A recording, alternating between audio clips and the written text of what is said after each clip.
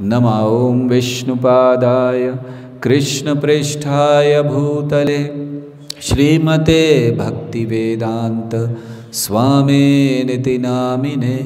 नमस्ते सारस्वती देवे गौरवाणी प्रचारिणे निर्विशेष शून्यवादी पाश्चात्य देशतारिणे। जय श्री कृष्ण चैतन्य प्रभो नित्यानंद श्री अद्वैत गदाधर श्रीवासादि गौर भक्तवृंद। हरे कृष्णा कृष्णा कृष्णा हरे हरे, हरे राम राम राम हरे हरे। हरे कृष्णा। आशा है आप लोगों को आनंद आ रहा होगा अब तक रामायण में, या ज़्यादा सुन कर थक गए हैं। बहुत हो गया, कितना सुनेंगे। नहीं, सुबह सुन रहे हैं, दोपहर को सुन रहे हैं, शाम को सुन रहे हैं। अच्छा वो हम लोगों ने रात का शुरू नहीं किया। चैतन्य महाप्रभु ने श्रीवास ठाकुर से कहा कि हम लोग दिन भर कीर्तन करते हैं, रात क्यों बर्बाद करते हैं सोने में। तो तब से श्रीवास आंगन में रात को कीर्तन होता था, दिन में बाहर नगर संकीर्तन और रात में उद्दंड कीर्तन। तो वैसे अभी हम लोगों के लिए अवसर है ये, चाहे तो रात भर कीर्तन कर सकते हैं, जब तक आसपास वाले आकर कंप्लेंट ना करें तब तक कर सकते हैं। तो रामायण की कथा में अब तक हम लोग चर्चा कर चुके हैं कि किस प्रकार भगवान श्री राम का जन्म हुआ, कल जन्म की चर्चा की थी, और कैसे फिर विश्वामित्र मुनि आते हैं श्री रामचंद्र जी को ले जाने के लिए, और भक्त दशरथ महाराज से मांगते हैं। दशरथ महाराज मना कर देते हैं। तो जब दशरथ महाराज से कहा तो दशरथ महाराज बड़े आश्चर्यचकित हो गए, दुखी हो गए, हैरान हो गए कि कैसे ये कहा। उन्होंने कहा अभी राम तो 16 वर्ष का भी नहीं हुआ है, इतने छोटे थे वो, तो आप राम को ले जा रहे। वो भूल गए कि जब उन्होंने विश्वामित्र मुनि ने मांगा राम को, कहा तो रामचंद्र जी के विषय में विश्वामित्र मुनि ने कहा अहम वेत्ति महात्मानं रामं च प्रकाशम। अहम वेत्ति महात्मानं, कि हे महात्मा मैं जानता हूँ राम का प्रकाश क्या है, अर्थात राम कौन है। और इतना ही नहीं, वशिष्ठ भी जानते हैं कि क्या है, कौन है राम, ये पूर्ण पुरुषोत्तम भगवान है। खैर ये नहीं कहा उन्होंने, लेकिन मैं जानता हूँ कौन है। तो उन्होंने यहाँ पर ऐसे ही दशरथ महाराज को एक इंडिकेशन दिया कि ऐसा मत सोचो कि मैं यहाँ पर इसलिए आया हूँ कि मेरे अंदर शक्ति नहीं है, मैं राम को जानता हूँ कौन है। तो दशरथ महाराज ने कहा 16 साल का भी नहीं हुआ, इसको कैसे मैं भेज दूँ, मैं अपनी पूरी सेना भेज देता हूँ। उन्होंने कहा मुझे सेना नहीं चाहिए, मुझे केवल राम चाहिए। तो उस समय जब विश्वामित्र मुनि क्रोधित हुए तो अध्यात्म रामायण में वर्णन है कि वशिष्ठ मुनि ले गए और वशिष्ठ मुनि ने समझाया दशरथ को, आपने पूर्व काल में बहुत तपस्या की थी भगवान को अपने पुत्र के रूप में पाने के लिए, और अब जो आए हैं ये कोई साधारण व्यक्ति नहीं है, ये भगवान है। वाल्मीकि रामायण में रामचंद्र जी को सीधे भगवान कहकर संबोधित नहीं किया गया है, लेकिन हमें जब हम सुन रहे हैं तो ये दो चीज़ें ध्यान रखनी चाहिए कि भगवान, पहली चीज़ रामचंद्र जी भगवान हैं, और दूसरी चीज़ वो केवल एक मानव की भूमिका निभा रहे हैं। तो रामायण में बहुत सारे, वाल्मीकि रामायण में है, लेकिन कुछ कुछ प्रसंगों में भगवान की भगवत्ता को प्रकट कर दिया गया है कि वो भगवान है। वैसे उन्हें साधारण व्यक्ति दिखलाया है, कहीं ये नहीं बताया कि वो भगवान है। लेकिन कुछ कुछ प्रसंगों में, जैसे जब जटायु की मृत्यु हुई भगवान की गोद में और भगवान ने लक्ष्मण से कहा कि का अंतिम संस्कार करो, उस समय भगवान ने कहा कि मैं जटायु को मोक्ष प्रदान करता हूँ। तो एक साधारण व्यक्ति कैसे मोक्ष प्रदान कर सकता है।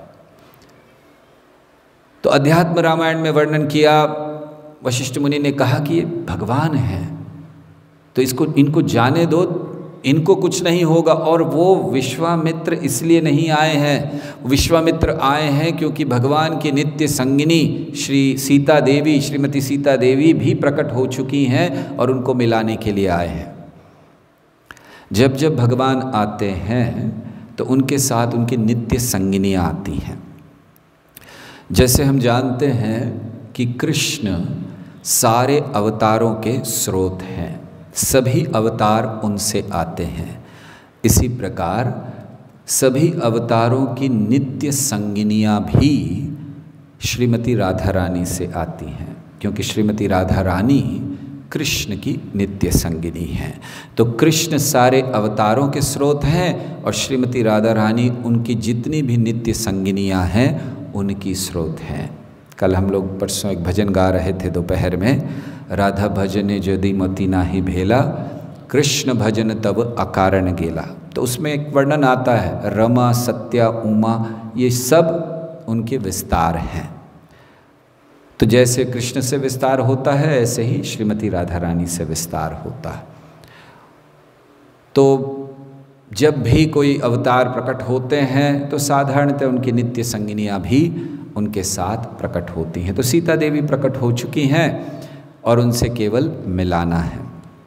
तो खैर दशरथ महाराज ने स्वीकार किया, राम और लक्ष्मण को दिया और उनसे कहा कि आज से ये तुम्हारे गुरु हैं, जो ये कहें वो बात को स्वीकार कर लेना। रामचंद्र जी ने हाथ जोड़े, बहुत बहुत धन्यवाद, और दोनों चल दिए उनके साथ में, पिता के आदेश का पालन करते हुए अब गुरु के आदेश का पालन करना है।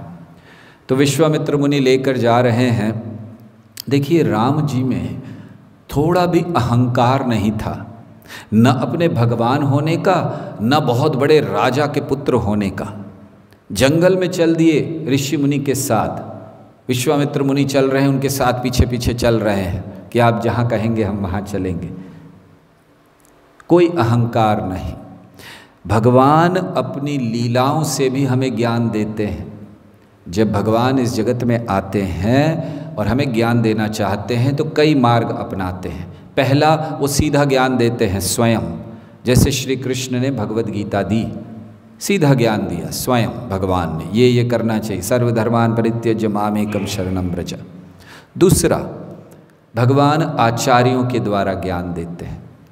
और तीसरा, भगवान अपनी लीलाओं के द्वारा ज्ञान देते हैं कि जब उनकी लीलाएं सुने देखें तो उससे भी हमें सीखना चाहिए। तो रामचंद्र जी चल दिए, ये नहीं सोचा कि मैं तो पूर्ण पुरुषोत्तम भगवान हूँ, मुझे क्या आवश्यकता है इस ऋषि के पीछे चलने की, या मैं तो इतने बड़े राजा का पुत्र हूँ, क्यों मैं इनके पीछे पीछे चलूँ। कोई अहंकार नहीं।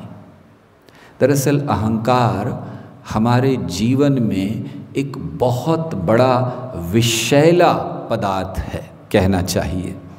जैसे जब एक मान लीजिए बहुत सारा दूध है, एक 2 लीटर दूध लिया आपने और उसमें केवल 1 बूंद आप नींबू की डाल दीजिए तो क्या होगा? दूध फट जाता है, तो दूध नहीं रहता। इसी तरह अगर हम अपने जीवन में बहुत से अच्छे कार्य कर रहे हैं लेकिन 1 बूंद अहंकार की है तो वो हमारे सारे जीवन को समाप्त कर सकता है, नाश कर सकता है। जैसे 1 बूंद नींबू की सारे दूध को फाड़ देती है। तो इसीलिए अहंकार नहीं करना चाहिए। अहंकार क्या है? अहंकार में हर व्यक्ति सोचता है, जो अहंकारी व्यक्ति होता है वो हर अहंकारी व्यक्ति यही सोचता है कि मेरे कारण सब कुछ हो रहा। अगर उदाहरण दें तो इसको ऐसे समझ सकते हैं कि मान लीजिए एक दीवार है और इस दीवार में कई ईंट लगी हैं, तो हर ईंट सोचती है कि ये दीवार मेरे ऊपर टिकी हुई है। ये अहंकार है, क्योंकि हम सब एक बहुत बड़ी व्यवस्था के केवल हिस्सा मात्र हैं। व्यवस्था भगवान ने की है, हमें अपना अपना भाग निभाना है। ना तो हम भगवान हैं, ना ही हमारे ऊपर ये ब्रह्मांड टिका हुआ है। इसीलिए अहंकार बिल्कुल नहीं होना चाहिए। तो रामचंद्र जी चले और चलते चलते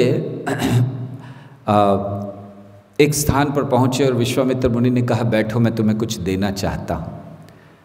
तो वहाँ पर उन्होंने उन्हें अस्त्र और शस्त्र प्रदान किए।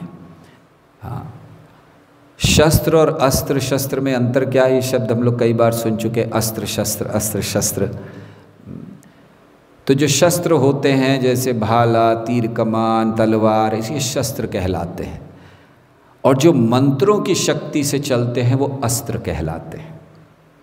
वही तीर, वही चीज़ें जो मंत्रों की शक्ति के द्वारा चलाई जाती है, जैसे ब्रह्मास्त्र, ब्रह्मा जी का अस्त्र है तो वो मंत्र की शक्ति से चलता है।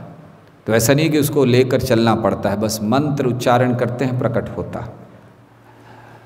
तो ऐसे अस्त्र शस्त्र प्रदान किए, और उनमें से 2 प्रमुख दिए उनको, बला और अति बला।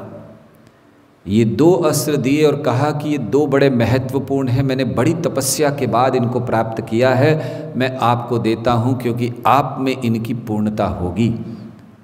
लेकिन है क्या ये, इनकी इतनी शक्ति है कि इनके आपके पास होने मात्र से आपको कभी भूख नहीं लगेगी, प्यास नहीं लगेगी, थकान नहीं होगी।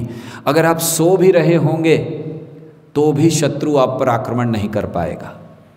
ये इतना शक्तिशाली ये 2 अस्त्र हैं, ये मैं आपको प्रदान करता हूँ। तो रामचंद्र जी ने बड़े आदर के साथ, बड़े सम्मान से उनको स्वीकार किया। फिर जब आगे चले तो ये जो उनकी यात्रा थी, अब जो यहाँ से प्रारंभ हुई और जो मिथिला तक होगी, रामचंद्र जी बीच में कई प्रश्न पूछते चल रहे हैं।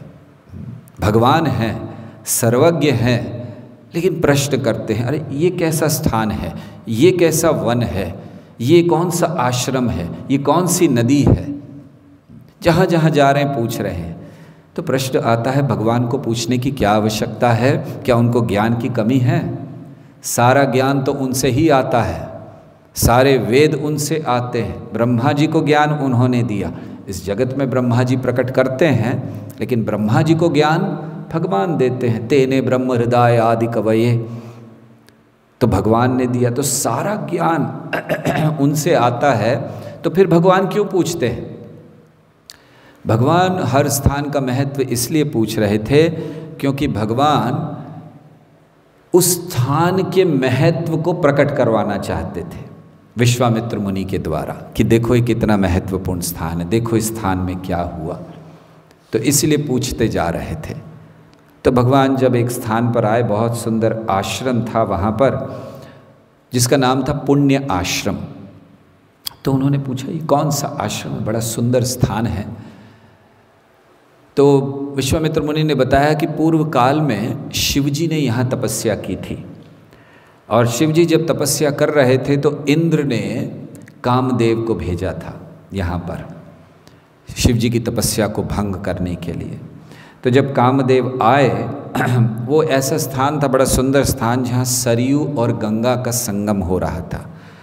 आप में से जो अयोध्या गए हैं वो जानते हैं कि अयोध्या सरयू के तट पर है, और फिर आगे चलकर गंगा का, जब आगे चले उस तरफ तो गंगा भी प्रकट हुई।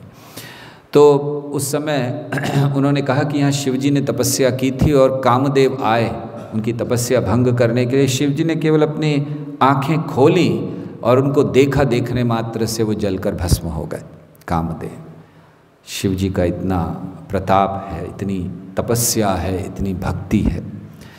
तो फिर इसीलिए उस स्थान को कामरी या कामदेव के अरी के रूप में भी जाना जाता है। शिवजी को भी ये नाम दिया गया है।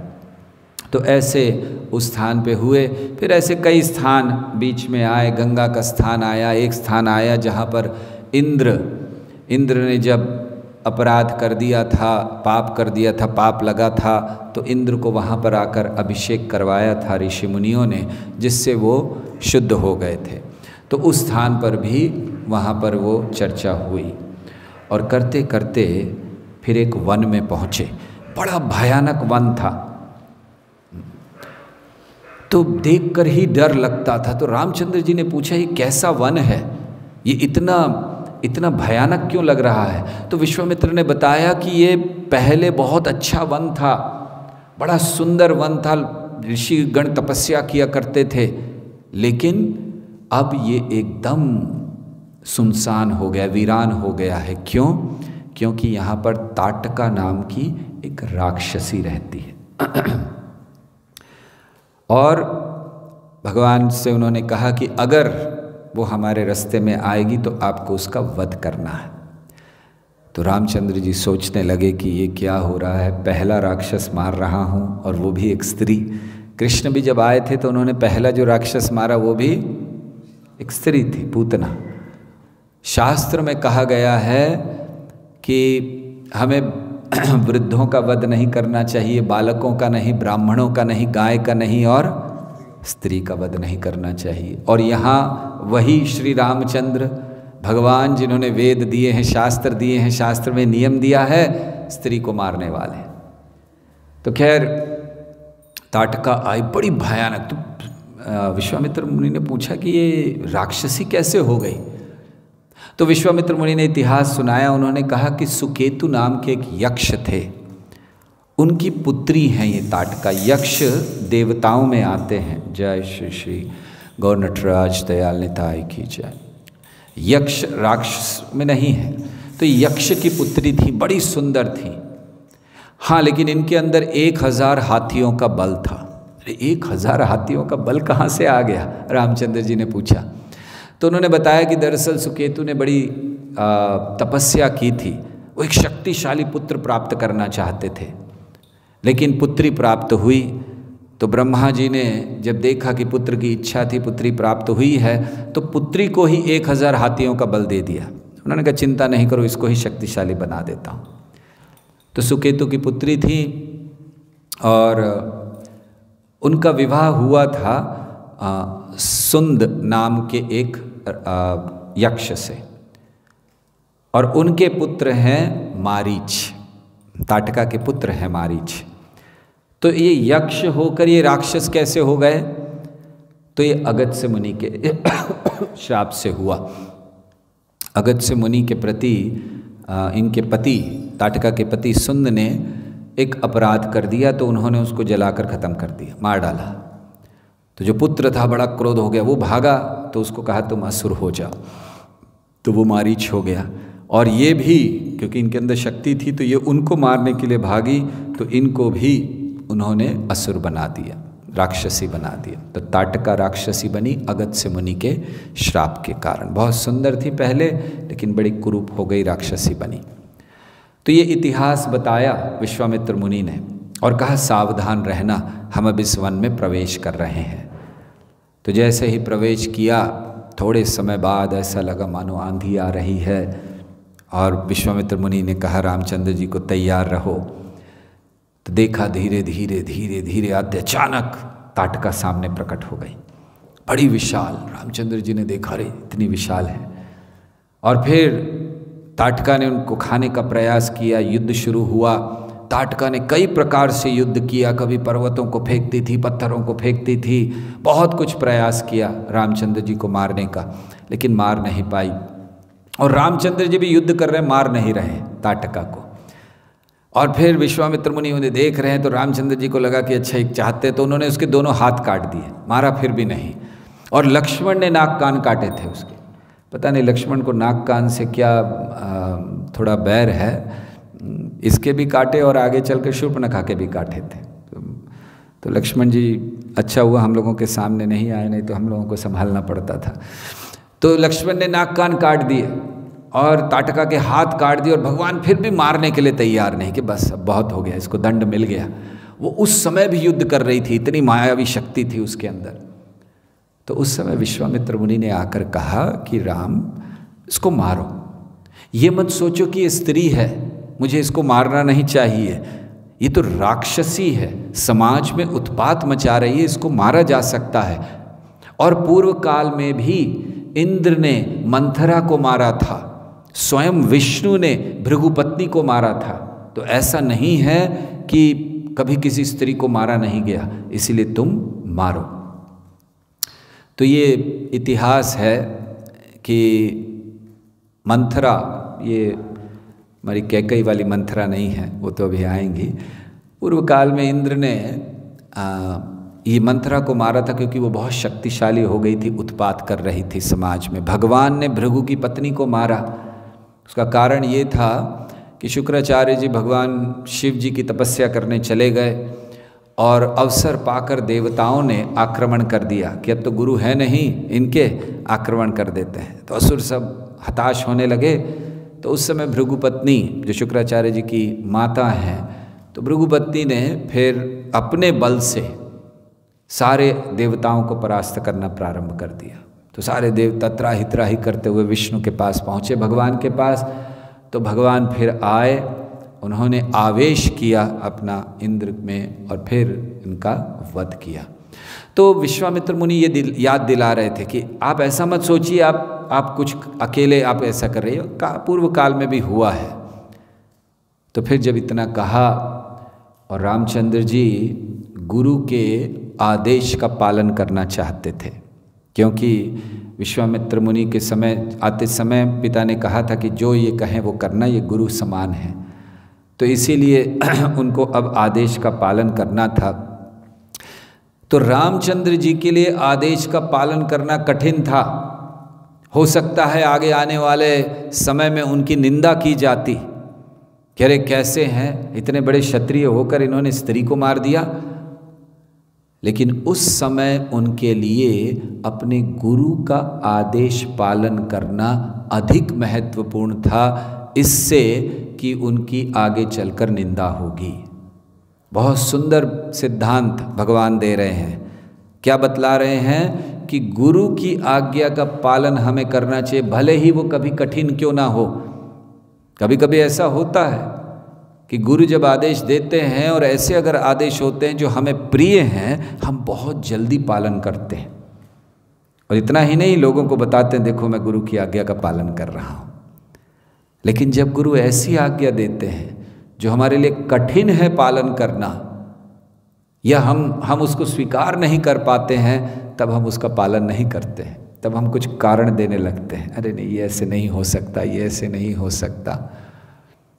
तो गुरु की आज्ञा का पालन होना चाहिए। और दूसरी महत्वपूर्ण बात, अगर उसमें हमारी निंदा भी हो, समाज निंदा करे, अरे रे क्या कर दिया इसने, जैसे रामचंद्र जी की निंदा हो सकती है, लेकिन वो निंदा से ज़्यादा गुरु की कृपा महत्वपूर्ण है। Guru's grace is more important than public disgrace. तो गुरु की कृपा हमारे लिए ज़्यादा महत्वपूर्ण है, ना कि पब्लिक पे क्या निंदा हो रही है हमारी, क्योंकि पब्लिक आपको मुक्ति नहीं देगी, समाज आपको कृष्ण तक नहीं ले जाएगा, गुरु ले जाएंगे। इसीलिए गुरु की आज्ञा का पालन बहुत महत्वपूर्ण है। तो रामचंद्र जी यही दिखा रहे हैं कि ठीक है ये गलत बात है, शास्त्र के अनुसार गलत है स्त्री का वध करना, लेकिन गुरु की आज्ञा है और गुरु की आज्ञा है। और अगर प्रामाणिक गुरु आज्ञा देते हैं तो मान लीजिए हमें प्रतीत हो सकता है कि वो शास्त्र के विरुद्ध है, लेकिन वो शास्त्र होता है अगर गुरु प्रामाणिक है। हाँ, गुरु ऐसी कोई आज्ञा नहीं देंगे कि आप 4 नियम तोड़िए, आप जप मत कीजिए भगवान का इत्यादि, लेकिन ऐसे कुछ आदेश जो समाज के कल्याण के लिए थे विश्वामित्र मुनि ने दिए। तो रामचंद्र जी तैयार हो गए पालन करने के लिए। और फिर अब ताटका के हाथ काट चुके थे, नाक कान काट चुके थे, फिर रामचंद्र जी ने उसका वध कर दिया। जैसे ही ताटका मरी तो उस समय बहुत सुंदर यक्ष कन्या जो वो थी, मूल रूप उनका, वो प्रकट हो गई और उन्होंने धन्यवाद दिया रामचंद्र जी को। तो यहाँ पर आचार्यों ने समझाया है बड़ी महत्वपूर्ण बात कि ताटका ये क्या प्रस्तुत करती है, किस चीज़ का प्रतिनिधित्व करती है? अज्ञान का, इग्नोरेंस। तो ताटका उसकी सूचक है।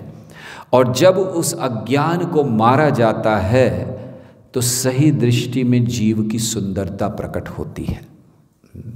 जीव की सुंदरता बाहरी नहीं है, जीव की सुंदरता शारीरिक नहीं है, जीव की सुंदरता गुणों की है, भक्ति की है। और वो प्रकट होती है जब ताटका नाम के अज्ञान को मारा जाता है। तो ताटका ये अज्ञान का सूचक है और उसको मारना अनिवार्य है। तो ऐसे रामचंद्र जी ने ताटका का वध किया और हम सबको ये ज्ञान दिया कि आध्यात्मिक सत्य तक पहुँचने के लिए, आध्यात्मिक मार्ग में प्रगति करने के लिए, सही दृष्टि में सुंदरता को प्रकट करने के लिए अज्ञान को मारना अनिवार्य है। और अज्ञान को कैसे मारा जाता है? ज्ञान से। क्योंकि हमारे जीवन का आधार, भौतिक जीवन का आधार है अविद्या। सब कुछ अविद्या से आता है। हमारा अहंकार अविद्या से है। हम सोचते हैं हम ये शरीर है, ये अहंकार है, मिथ्या अविद्या के कारण है। हमारी इच्छाएं भोग करने की अविद्या के कारण है। इसीलिए विद्या अविद्या का नाश करती है। और कौन सी विद्या? शास्त्रों में भी कई प्रकार के शास्त्र हैं। शास्त्रों में धर्म शास्त्र हैं, अर्थशास्त्र हैं, ज्ञान शास्त्र हैं, भक्ति शास्त्र हैं। कौन सी विद्या? वो विद्या जो हमें कृष्ण तक ले जाए, भक्ति करते हुए, भक्ति मार्ग पर चलाते हुए कृष्ण तक ले जाए। वो विद्या आवश्यक है, वो ज्ञान आवश्यक है। हम ऐसे सारे ज्ञान को त्यागते नहीं हैं। कभी कभी हम सुनते हैं कि अरे वो योगी हैं, हमें योगी नहीं बनना, अरे हमें ज्ञानी नहीं बनना, हमें कर्मी नहीं बनना। ये सही है, लेकिन कौन सा ज्ञानी नहीं बनना? शुष्क ज्ञानी नहीं बनना। केवल शास्त्रों के श्लोक पता है और उसका सार नहीं पता। वेदेश्च सर्वैरहमेव वेद्यो वेदांत कृत वेद विदेव चाहम। ये नहीं पता कि वेदों का उद्देश्य क्या है? श्री कृष्ण। अगर उनमें कुछ जानने योग्य वस्तु है तो श्री कृष्ण, उसके संकलन करता श्री कृष्ण। तो ये ज्ञान चाहिए। तो ऐसा ज्ञान हमारी अविद्या का नाश करता है, ताटका का वध करता है। हम सब के अंदर वो ताटका है और उसमें 1000 हाथियों का बल है, क्योंकि हमारा अज्ञान बड़ा शक्तिशाली है। हमारा अज्ञान इतना शक्तिशाली है कि कृष्ण भक्ति करने नहीं देता। हमारा अज्ञान इतना शक्तिशाली है कि कृष्ण के प्रति आकर्षण को उत्पन्न होने नहीं देता। हमारा अज्ञान इतना शक्तिशाली है कि बारंबार वर्षों तक भगवान के नाम का उच्चारण करने पर भी रति न जन्मी लो, रति प्रेम उत्पन्न नहीं होता। ये हमारा ज्ञान है। 1000 हाथियों का बल है उसमें, लेकिन मार सकते हैं। भगवान के द्वारा दिए गए ज्ञान को जीवन में उतार कर, गंभीरता से, छल से दूर जाकर हम भगवान को प्राप्त कर सकते हैं। तो इसीलिए भगवान श्री राम ने ताटका का वध किया सबसे पहले, ये बतलाने के लिए कि अज्ञान दूर होना है। भगवान भगवत गीता का उपदेश दे रहे हैं, सबसे पहले अर्जुन के अज्ञान का नाश करते हैं। तुम शरीर नहीं आत्मा हो। तो भगवान ने भी यही किया सबसे पहले, और श्री रामचंद्र जी भी वही कर रहे हैं। ताटका का वध करो, पहले अज्ञान को हटाओ, तब देख सकेंगे। ये भक्ति की जो बातें हम लोग पढ़ते हैं, जैसे हमारी संस्था में कई ग्रंथ हैं जहाँ भक्ति के बड़े रसमयी बातों को दिया गया है। भक्ति रसामृत सिंधु, बड़ा अच्छा लगता है कृष्ण की लीलाओं को केवल सुनना कि क्या कृष्ण की लीलाएं हैं, थोड़ी बहुत जो रूप गोस्वामी ने उसमें लिखी हैं। या फिर कभी कोई हमें और अन्य ग्रंथ लाकर दे देता है, ये देखो ये गोस्वामी का ग्रंथ है, इसमें कृष्ण की अंतरंगा लीलाओं को दिया गया है, हमें लगता है बड़ा अच्छा लगेगा, आनंद। बिल्कुल नहीं, हमारा अज्ञान दूर नहीं हुआ, हम क्या समझेंगे कृष्ण प्रेम। हमारा अज्ञान दूर नहीं हुआ, हम राधा और कृष्ण के स्थिति को क्या समझेंगे, और जब तक उनकी स्थिति को नहीं समझेंगे उनकी लीलाओं को कैसे समझेंगे।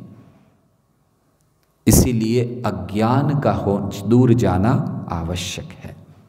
तो ताटका का वध भगवान श्री रामचंद्र जी ने किया और फिर और आगे चले। अब ताटका का तो उद्धार हो गया, तो फिर भगवान और आगे चले।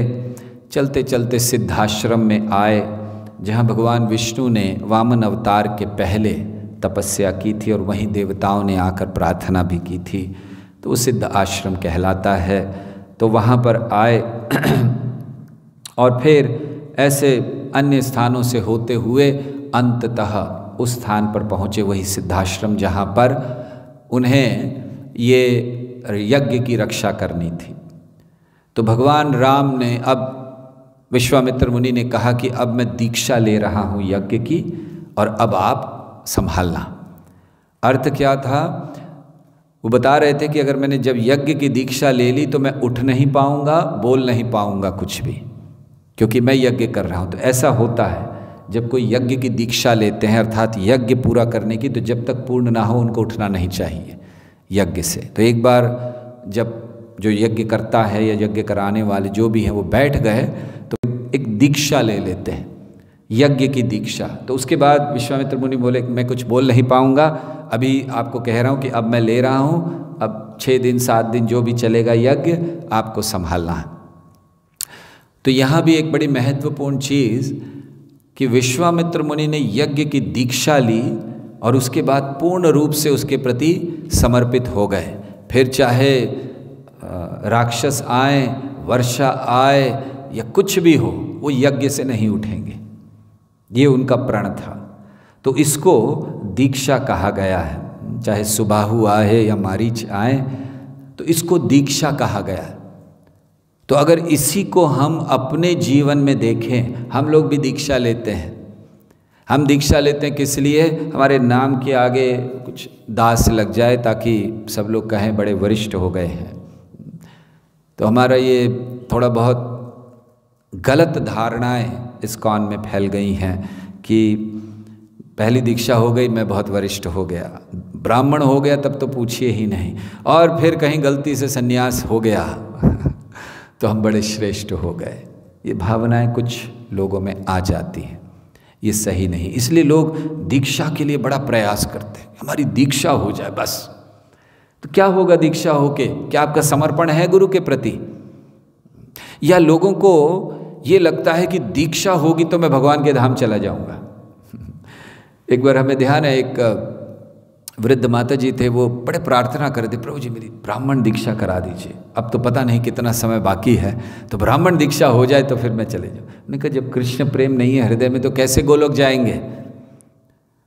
तो इसलिए यहाँ दीक्षा का अर्थ, सही अर्थ हम देखते हैं विश्वामित्र मुनि से कि दीक्षा मतलब कमिटमेंट। दीक्षा मतलब उन्होंने एक व्रत ले लिया कि बस अब ये करना ही है, चाहे आंधी आए, तूफान आए, राक्षस आए। ये हमारी दीक्षा है कि हमने कमिटमेंट दिया, हमने वचन दिया है, हम वचनबद्ध हो गए हैं गुरु के सामने। अब चाहे बारिश आए, धूप आए, असुर आए, आंधी आए, तूफान आए, हम अपने वचनों से नहीं हिलेंगे। ये दीक्षा है कि अब हमने वचन ले लिया है। क्या वचन लिया है? दीक्षा के समय भक्त वचन क्या लेता है? हम लोग तो यही जानते हैं कि वचन लेते 16 माला जप करूँगा, 4 नियम का पालन करूँगा। दरअसल दीक्षा के समय शिष्य वचन ले रहा है कृष्ण तक पहुँचने के मार्ग पर गंभीरता से चलूँगा। ये दीक्षा है। 16 माला जप करना क्या है? कृष्ण तक पहुँचने का मार्ग है। नियम पालन कृष्ण तक पहुँचने के मार्ग है। तो इसीलिए दीक्षा के समय वो ये ले रहा है वचन कि मैं कृष्ण तक पहुँचने के मार्ग पर गंभीरता से चलूँगा आपकी आदेशानुसार। तो कितनी गंभीरता से हमें उस वचन का पालन करना चाहिए, जैसे विश्वामित्र मुनि करते हैं कि एक बार हो गया अब नहीं हिलेंगे। तो फिर उस समय भगवान राम वहाँ खड़े रहे 6 दिन और 6 रातों तक। 6 दिन 6 रात यज्ञ चल रहा था। रामचंद्र जी अपना, राम और लक्ष्मण धनुष बाण लेकर वो खड़े हैं रक्षा करने के लिए। तो ऐसे श्री रामचंद्र जी खड़े रहे। पहले दिन कोई असुर नहीं आए, दूसरे दिन नहीं आए, तीसरे नहीं, ऐसे 6 रातें निकल गई, 6 दिन 6 रात। और फिर जब प्राय अंतिम आहुति का समय आया यज्ञ के लिए, उस समय आकाश मार्ग से मारीच और सुबाहु ये 2 राक्षस आए। तो बड़े प्रभावी राक्षस, बड़े खतरनाक। तो उन्होंने सब गंदगी फेंकना शुरू किया कि यज्ञ में अगर कोई भी अशुद्ध वस्तु फेंक दी जाए, जैसे हड्डी का टुकड़ा फेंक दिया या कुछ खून इत्यादि फेंक दिया, तो फिर वो अशुद्ध हो जाता, यज्ञ नहीं पूरा होता। तो उन्होंने सोचा इसको करेंगे, तो करने का प्रयास किया, लेकिन रामचंद्र जी ने रोका। तो उस समय युद्ध हुआ और रामचंद्र जी ने एक बाण चलाया, मारीच को मारा। तो मारीच को एक बाण लगा, वो बाण उसको लेकर वहाँ से समुद्र में 800 मील अंदर ले गया उसको, वहाँ जाकर गिरा मारीच। कुछ लोग कहते हैं कि उस स्थान को जहाँ मारीच गिरा उसको मारीच असौ कहा जाता है, या आजकल की भाषा में मॉरिशस कहते हैं। अभी पता नहीं कि मारीच वहीं गिरे थे या क्या था, लेकिन लोग कहते हैं कि वो स्थान है मॉरिशस। तो सही है, समुद्र में अंदर जाकर हो भी सकता है, इतनी दूर फेंका। और सुबाहु को मार दिया भगवान ने। तो यहाँ पर आचार्यगण समझाते हैं कि भगवान ने ऐसा क्यों किया। ऑफ कोर्स मारीच को क्यों छोड़ दिया ये हम सब जानते हैं। अगर मारीच को छोड़ा नहीं होता तो बाद में रावण सोने का मृग किसको बना कर लाता। तो भगवान ने छोड़ दिया था कि ठीक है तुमको बाद में मारूंगा, अभी नहीं, अभी तुम्हें और कुछ करना है और थोड़ी गड़बड़ करनी है, उसके बाद में फिर तुम्हें मारेंगे। और सुबाहु को मार दिया। तो एक इसलिए छोड़ दिया। दूसरा एक बहुत महत्वपूर्ण बात आचार्य समझाते हैं कि सुबाहु को मार दिया और मारीच को दूर भगा दिया।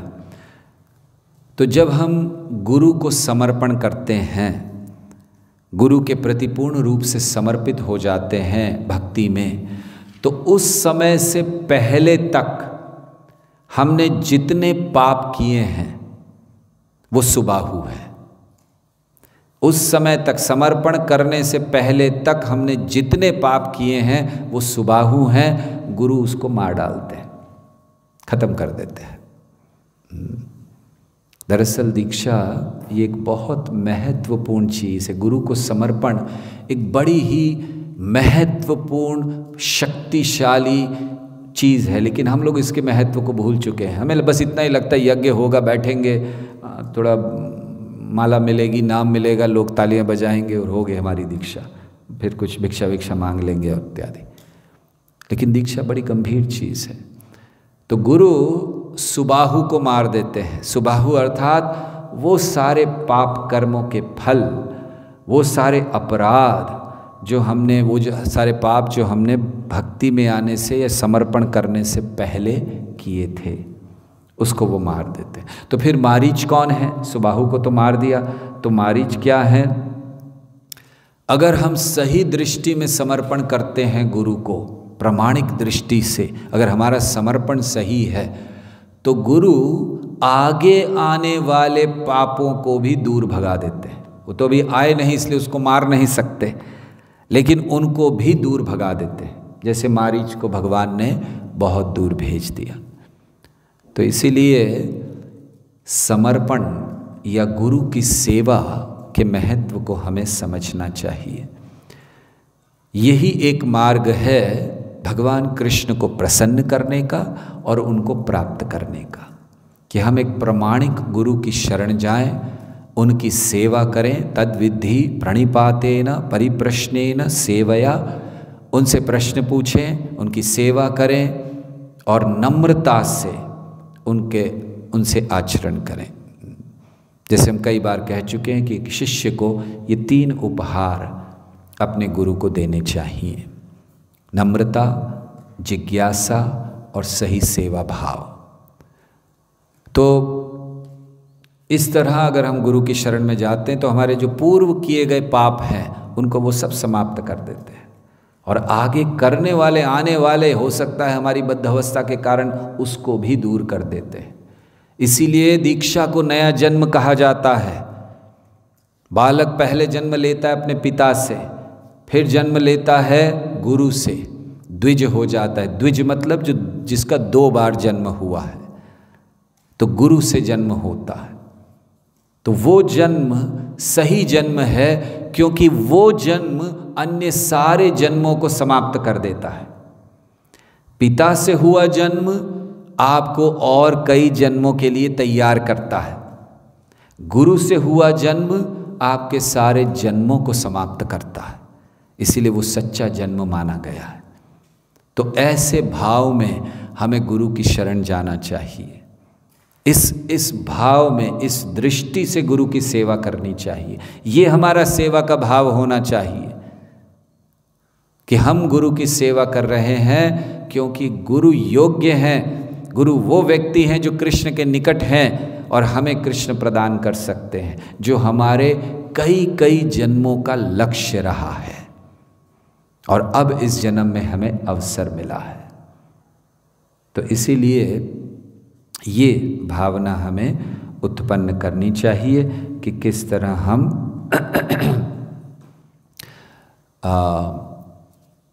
मारीच और सुबाहु को, मारीच को दूर कर सकें और सुबाहु का वध कर सकें।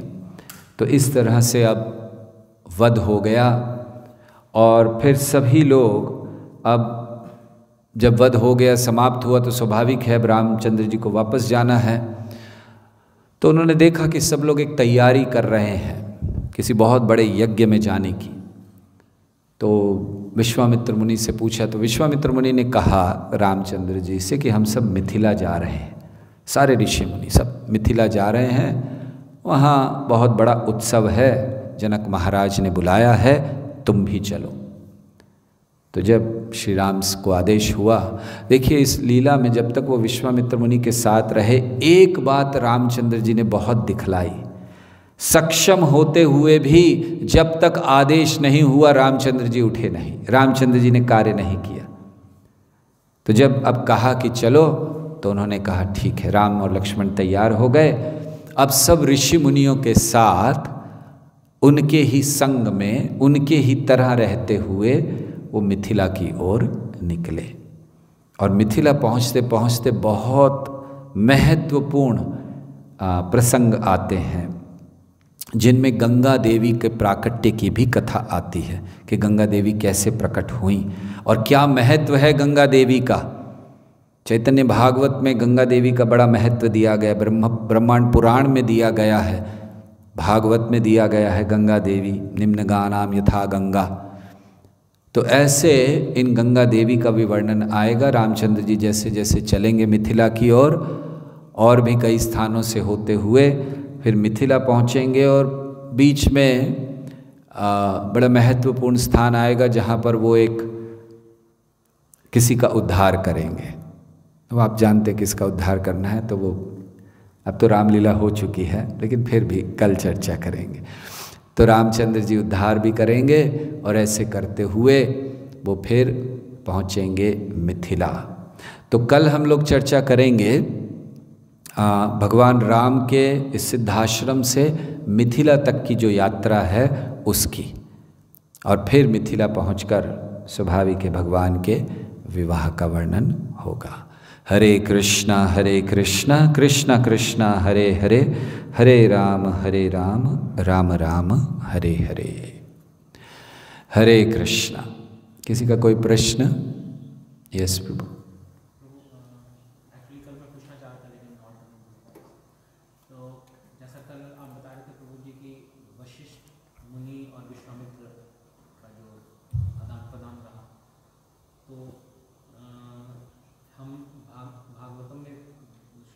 भागवतम में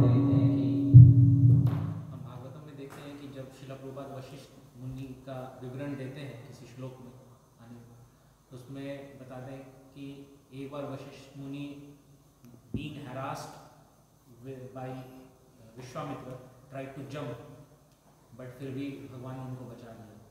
तो कल तो हमने सुना कि विश्वामित्र वशिष्ठ ऋषि ने कैसे एक बार किया तो पूरी सेना समाप्त हो गई, ब्रह्मदंड से रुक गया। लेकिन ये कौन सा इंसिडेंट है जिसमें बीइंग harassed वो कूदने, पहाड़ से कूदने वाले? जहाँ तक हमें पता है कि पहली बार जब पहुँचे थे, पहली बार, क्योंकि विश्वामित्र मुनि वशिष्ठ के पास कई बार आए। पहली बार तो सेना के साथ आए थे, फिर उन्होंने आक्रमण किया था, फिर उसके बाद वो ऋषि बनने के बाद भी कई बार उन्होंने युद्ध किया उनसे, जब तक वो ब्रह्म ऋषि नहीं बन गए। तो शायद ये पहले का हमें ठीक से नहीं पता, लेकिन पहली बार का है। बाद में तो क्योंकि उन्होंने ऐसे ही उनको हरा दिया था केवल दंड के बल पर, तो हो सकता है पहले का, हमें ठीक से ध्यान नहीं है, पढ़ना पड़ेगा प्रभुपाद किस विषय में कहते हैं। और कोई प्रश्न है? शांति। जब राम और कृष्ण भगवान का अवतार होता है तो लाखों जीव उनका दर्शन करते हैं, तो क्या सभी का उद्धार होता है? जब भगवान राम और कृष्ण का अवतार होता है तो लाखों जीव उनके दर्शन करते हैं, तो क्या सभी का उद्धार होता है? निश्चित सभी का उद्धार होता है। जो भगवान के दर्शन कर लेते हैं उनका उद्धार तो होता है, चाहे वो असुर हों, या जैसे हम लोग महाभारत में देखते हैं दुर्योधन इत्यादि, उन्होंने भी भगवान के दर्शन किए, लेकिन सही भाव में नहीं किए थे, मगर फिर भी उनका उद्धार हुआ। क्योंकि प्रभुपाद ने लिखा है कि महाभारत के युद्ध में जितने लोग मारे गए वो सब वैकुंठ गए। तो उसमें दुर्योधन भी तो मारा गया, कर्ण भी तो मारे गए, तो सभी मारे गए, तो वो सभी गए। तो इसका अर्थ क्या है? इसका अर्थ ये है कि भगवान के संपर्क में जो भी आता है तो उसका उद्धार भगवान कर देते हैं। ये भगवान की कृपा है, ये उस जीव का महत्व नहीं है या उस जीव की साधना नहीं है, लेकिन ये भगवान की कृपा है कि वो जब आते हैं तो सारे जीवों का। जब रामचंद्र जी आए और जब वापस जा रहे थे वो, तो अपने साथ सारे अयोध्या वासियों को ले गए। ये वर्णन है, उन्होंने 11,000 साल यहाँ पर राज्य किया और उसके बाद सारे लोगों को ले गए।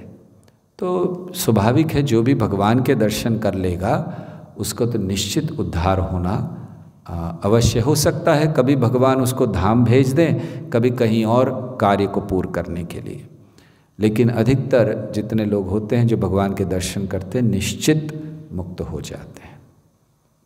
चैतन्य महाप्रभु का दर्शन जिन जिन ने किया वो लोग मुक्त हो गए। महाप्रभु जब यहाँ आए तो प्रचार की कई विधियों को अपनाया, और उसमें से एक विधि थी साक्षात। जहाँ वो होते थे लोग उनको देखकर हरि हरि बोलने लगते थे, उनके कृष्ण प्रेम प्रकट हो जाता था केवल महाप्रभु को देखकर। तो भगवान को देखना ये तो कोई साधारण बात नहीं है, और जो लोग देखते हैं निश्चित उनका उद्धार होता है। ठीक है, और कोई प्रश्न? इंद्र शिव जी की तपस्या क्यों भंग करना चाहते थे? इंद्र शिव जी की तपस्या क्यों भंग करना चाहते थे? क्योंकि इंद्र हमेशा चिंता में रहते हैं, कोई भी तपस्या क्यों ना करे। अभी पता नहीं ब्रह्मा जी ने तपस्या नहीं की, क्योंकि अगर वो भी किए होते तो इंद्र ने उनका भी भंग करने का प्रयास किया होता। इंद्र है ही ऐसे। कृष्ण उनके माता के कुंडल लाकर देते हैं, नरकासुर को मारकर उनके माता के कुंडल लाकर वापस देते हैं अभी अभी, और जाते जाते बस एक पारिजात वृक्ष को खाड़ लेते हैं। इंद्र युद्ध करना शुरू कर देता है उनसे भगवान से, जिसने इतनी जो ला के जानते भगवान, उनसे युद्ध शुरू हो गया इंद्र का। अरे नहीं ले जा सकते। अरे भगवान का अभी कृष्ण भी कभी कभी अड़ जाते हैं, कभी कभी नहीं होते, लेकिन कृष्ण अच्छा मुझे कैसे मना कर सकते हो? अरे नहीं, ये स्वर्ग के बाहर नहीं जाएगा। तो भगवान ने क्यों किया? ये दिखलाने के लिए कि इस जगत के नियम उन पर लागू नहीं होते हैं। अगर कोई दूसरा मनुष्य होता स्वाभाविक है नहीं ले जा पाता, ये तो भगवान है। अगर उनकी इच्छा हो गई है तो वो पारिजात वृक्ष क्या, वो सारा स्वर्ग उठा के ले जा सकते हैं और पृथ्वी पर कहीं कोने में डाल सकते हैं। तो वो इंद्र भूल गया। तो ऐसे ही इंद्र जब देखते हैं कि उनको हर चीज़ में खतरा नज़र आता है, तो भगवान तक पर आक्रमण कर सकते हैं, तो फिर शिव जी की बात क्या है?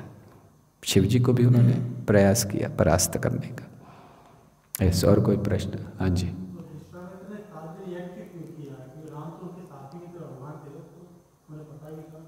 उस समय का जो यज्ञ का नियम था, जैसे हम लोग क्या कहते हैं, कृते यध्यायतो विष्णु त्रेतायाम यजतो मखय, तो वो यज्ञ करके युग धर्म का पालन कर रहे थे, तो इसलिए यज्ञ तो उन्हें करना ही था। तो रामचंद्र जी थे, वो तो स्वाभाविक है। पहला कारण कि यज्ञ उस समय नियम था। दूसरा कारण भगवान थे, लेकिन वो एक साधारण व्यक्ति की भूमिका निभा रहे थे उस समय। तो इसीलिए जैसे हैं, अब देखिए अगर विश्वामित्र मुनि उन्हें भगवान मानते तो उनको खड़ा करते रक्षा करने के लिए कैसे कर सकते हैं कि आप खड़े हो जाओ दरवाजे पे कोई आए नहीं। तो साधारण मानव की भूमिका निभा रहे हैं, इसीलिए आचरण भी वैसा ही है। ठीक है। और फिर यज्ञ तो उस समय का नियम था, उस समय हर चीज़ के लिए यज्ञ होता था। जैसे मैंने पुत्र प्राप्ति के लिए दशरथ महाराज ने इतना बड़ा यज्ञ किया। जब जिस चीज़ का नियम होता है उसको करना होता है। जैसे सतयुग में है तपस्या नियम है, तो किसी को विवाह भी करना होता था तो उनको कहते थे जाके तपस्या करो। दक्ष ने क्या कहा अपने पुत्रों को, जाओ तपस्या करो। 10,000 पुत्र उत्पन्न किए, बोले जाओ तपस्या करो, तपस्या करके आगना फिर विवाह करना। वो तो अलग बात है नारद मुनि ने क्या किया, लेकिन तपस्या किया। तो ऐसे यज्ञ किया करते थे हर चीज़ के लिए। और द्वापर में भगवान की सेवा किया करते थे। तो कलयुग में जपा करते हैं, इसलिए भक्तों को कहा जाता है विवाह करने के पहले 64 माला जप करो तब होगा फिर। तो अब कम से कम उतना तो करो, तपस्या नहीं कर सकते तो इसीलिए अलग अलग स्थान पर उन्होंने यज्ञ किया। ठीक है। कोई नास्तिक व्यक्ति भगवान का विग्रह का दर्शन करता है तो क्या वो भी वैकुंठ जाएगा? नास्तिक व्यक्ति अगर भगवान के विग्रहों का दर्शन करेगा तो वो भी वैकुंठ जाएगा निश्चित, क्योंकि भगवान शुद्ध कर देते हैं। इसका प्रमाण रामानुजाचार्य की लीला में आता है। रामानुजाचार्य एक व्यक्ति को लेकर आए जो बहुत ज़्यादा स्त्री से आसक्त था। ऐसा हो रहा था कि भगवान का उत्सव जा रहा है, पालकी जा रही है, भगवान उसमें विराजमान हैं, उत्सव मूर्ति जा रही हैं, बड़ा शोर मच रहा है, कीर्तन हो रहा है, सब हो रहा है। और ये व्यक्ति इतना आसक्त, रामानुजाचार्य ने देखा कि ये व्यक्ति इतना आसक्त है कि वो स्त्री की आंखों में देख रहा है सबके सामने निर्लज्जता से। तो सब हैरान, मतलब उनके जो शिष्य थे रामानुजाचार्य, देखिए कैसा व्यक्ति है, वो क्या कर रहा है, भगवान की पालकी जा रही है और वो बस स्त्री को देख रहा है, उसको कुछ लेना देना नहीं भगवान से। तो रामानुजाचार्य ने उसको बुलाया और उसको कहा क्या क्या देख रहे हो इतना। उसने कहा कि इससे सुंदर आंखें मैंने कभी नहीं देखी। किसको कह रहे हैं? रामानुजाचार्य को। सोचिए क्या स्थिति होगी उस व्यक्ति की। वो व्यक्ति रामानुजाचार्य को कह रहे हैं स्त्री से सुंदर आंखें मैंने कभी किसी की नहीं देखी, बहुत आसक्त। तो रामानुजाचार्य ने कहा कल सुबह आना, अगर मैं तुम्हें इनसे सुंदर चीज़ दिखा दूँ तो तुम मान जाओगे, इनके ऊपर आकर्षण छोड़ दोगे। उसने कहा इससे सुंदर चीज़ है ही नहीं इस जगत में। मैंने कहा ठीक है कल आ जाना सुबह। रामानुजाचार्य अगले दिन उनको ले गए, रंगनाथ जी के दर्शन कराए, देखो ये देखो, और उसी दिन उसने समर्पण कर दिया। तो प्रमाण है कि अगर कोई नास्तिक व्यक्ति भी भगवान के दर्शन सही मार्ग निर्देशन में करेगा तो उद्धार होगा। मार्ग निर्देशन सही होना चाहिए, क्योंकि अन्यथा वो दर्शन भी करेगा तो भौतिक कामना से भगवान केवल उसकी भौतिक कामना पूरी कर देंगे। लेकिन सही मार्ग निर्देशन में करेगा जैसे रामानुजाचार्य ने कराया तो क्यों नहीं, वो भी शुद्ध होगा। और मान लीजिए कि अगर वो शुद्ध नहीं भी हो रहा उस समय के लिए, मार्ग तो प्रशस्त हो जाएगा उसका, अगर भगवान के दर्शन कर रहा है तो। ठीक है। वो लोग जो भगवान के लीलाओं में जन्म लेते हैं क्या वो कुछ विशेष होते हैं? ये प्रश्न आपका है या उधर से? अच्छा उत्तर का। जो लोग भगवान की लीलाओं में के समय जो जन्म लेते हैं वो भी कुछ विशेष होते हैं? भगवान की लीलाओं के समय जो जन्म लेते हैं वो कुछ विशेष, कुछ नहीं, बहुत विशेष होते हैं वो लोग। भगवान की लीलाओं में अलग अलग प्रकार के लोग भाग लेते हैं। पहले प्रकार के होते हैं जो उनके धाम से उनके साथ आते हैं, जिन्हें नित्य सिद्ध कहा जाता है, या उनके नित्य संगी हैं। वो कहीं और नहीं जाते, जहाँ भगवान लीला कर रहे हैं बस उनके साथ जाते हैं और फिर वापस। दूसरे प्रकार के लोग होते हैं जो साधना के द्वारा अपने जीवन को पूर्ण कर चुके हैं, तैयार हैं बस गोलोक में प्रवेश के लिए, भगवान के धाम में, उनको लेकिन थोड़ी सी ट्रेनिंग बाकी है, तो वो लोग उसमें प्रवेश करते हैं।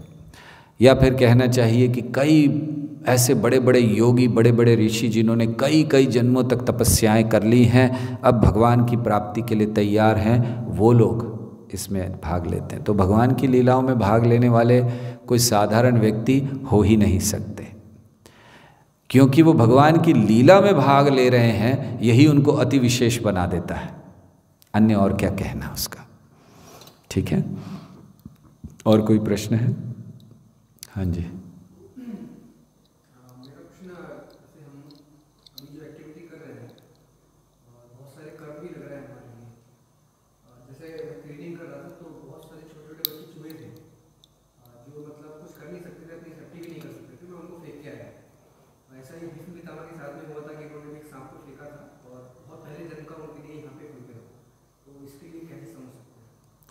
हम लोग जब सेवा करते हुए कुछ कार्य करते हैं तो उसमें क्या कुछ कर्म लगता है, जैसे किसी प्राणी को मार देना या उनको फेंकाना इत्यादि, तो क्या उससे भी हमें पाप लगता है? अगर भगवान की सेवा के लिए उसको किया जा रहा है तो फिर उसमें हमें पाप नहीं लगता। श्रील प्रभुपाद ने एक समय बताया, एक ऑल्टर में वो थे और वहाँ पर चूहा दिखाई दिया, तो प्रभुपाद ने बहुत गुस्सा किया। प्रभुपाद ने कहा चूहा मतलब बहुत गंदगी रखी हुई है आप लोगों ने, तो चूहा नहीं आना चाहिए ऑल्टर में। तो अगर हम उसके लिए करते हैं ताकि सेवा ठीक से हो, तब फिर उसमें कोई गलती नहीं है। जैसे भक्ति सिद्धांत सरस्वती ठाकुर ने सांप को मारने का आदेश दिया, ऊपर थे देखा सांप मारो उसको, और उस समय भक्ति वेदांत स्वामी प्रभुपाद, उस समय तो अभय चरण अभय थे, तो उन्होंने देखा तो उनको लगा कि अरे ये साधु होकर ऐसे क्यों मारने के लिए आदेश दे रहे हैं, देना नहीं चाहिए। लेकिन फिर उनको समझाया कि ये आवश्यक था, क्योंकि अगर वो किसी भक्त को मार देता, काट लेता, तो नुकसान हो जाता। तो इसीलिए अगर हम सेवा करते हुए जानबूझकर नहीं मार रहे हैं पहली चीज़, या उठाकर अगर बाहर भी फेंक रहे हैं, तो उसमें कोई गलती नहीं है, क्योंकि ये आप भगवान का मंदिर साफ कर रहे हो, वो अकर्म में आता है, तो उससे कर्म लगने का कोई मतलब नहीं है। हाँ, अगर आप मंदिर में भी देखकर जानबूझ के उसको ऐसे ही फन के लिए मारना चाहते हो, आपको लगता है चलो इसको, यह मच्छर काट रहा है मार दो उसको, तो तब फिर वो ठीक नहीं। लेकिन हाँ, अगर हम सेवा के लिए कर रहे हैं, भगवान का मंदिर उसको साफ़ सुथरा रखने के लिए, ऑल्टर साफ़ रखने के लिए, किचन साफ़ रखने के लिए, ताकि भगवान का भोग शुद्धता से बने, तो कोई गलती नहीं है उसमें। ठीक है, तो करते रहिए, और भी हो तो बाहर फेंकाइएगा, चिंता नहीं। हरे कृष्णा कृष्णा कृष्णा हरे हरे, हरे राम राम राम हरे हरे, हरे कृष्ण।